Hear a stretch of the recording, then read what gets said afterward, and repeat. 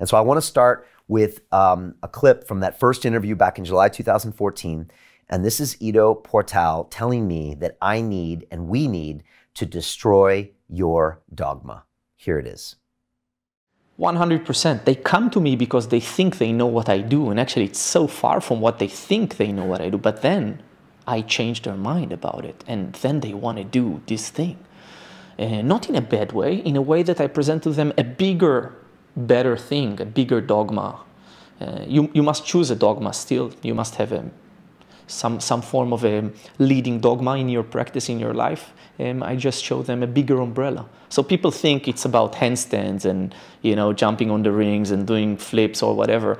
When actually our work is way, way beyond that. It's a completely different and a huge paradigm shift in the way that you think about your practice and your movement and your body.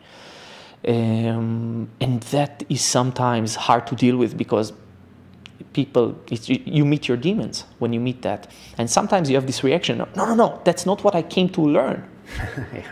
Yeah. But mostly, interesting enough, when you're doing a good job, people accept it. And it's a life-changing moment. In many of our workshops, in the end of this weekend, just 2 days, people burst out crying, people change future plans, people write me letters, hand me letters in the end of the workshop.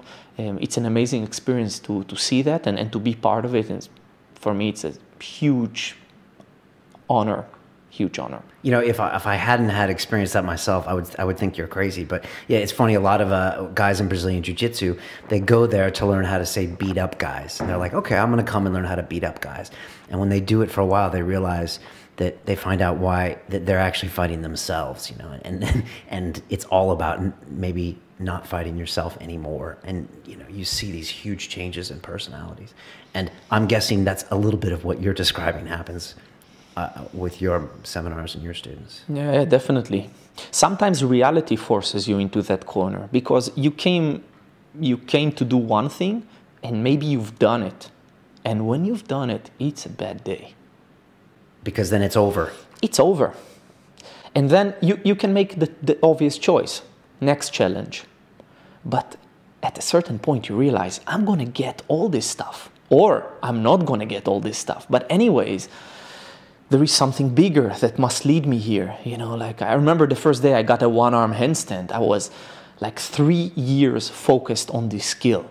That's how long it took you. Yeah. And you started from a very strong base. And actually, I started, yeah, you can say it's a strong base compared to another person, but I'll tell you, some of my students learned how to do a one-arm handstand under the process that I offered in 3 months. It took me 3 years. And I did it myself, I taught myself. I had very little communication with people who could do it, and I had to kind of create a process for myself. The day I got it was a weird day. It was, yeah, what now? You know, this emptiness hits you. And it's with everything big, with you know, making your first million, with anything big. And then after it happens enough times, you start to realize that you have to kind of operate on a different dogma. These challenges are not enough, you know, like, and that changes what you are searching inside what you do, or it changes what you do.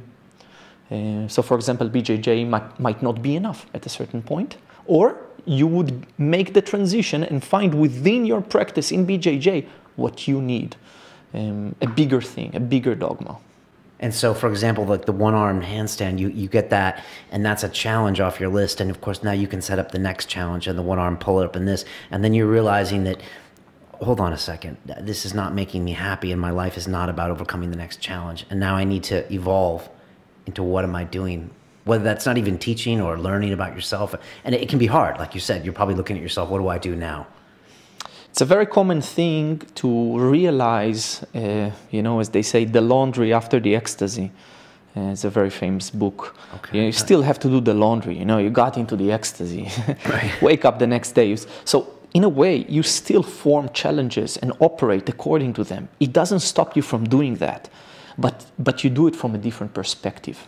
So for example, one thing that changed in the way that I approach things was understanding that I need to decentralize my approach to movement, to practice, to life, so I can adapt better to the unraveling of reality in front of me.